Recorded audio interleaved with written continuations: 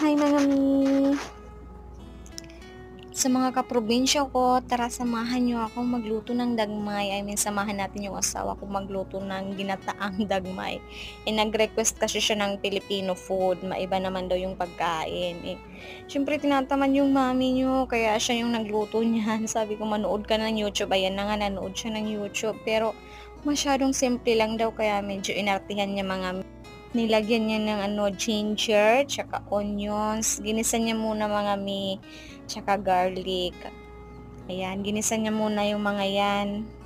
Tapos dinagdagan niya din ng hulabtob na green tsaka yung green chili para maanghang daw. Alam niyo naman yung mga Indiano mahilig sa maanghang. Nilagyan niya din siya ng hulabtob na pula.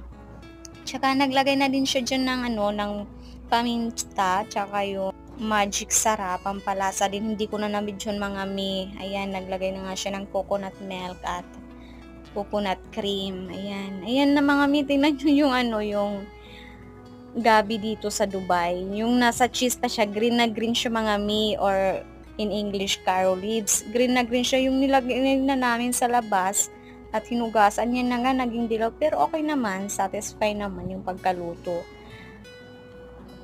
Ano din naman siya, yung dahon niya soft at saka masarap din naman. Ayan na yan mga mi, oh. Malapit na yung maluto. Ayan na nga. Wow! Sarap! Malapot na malapot.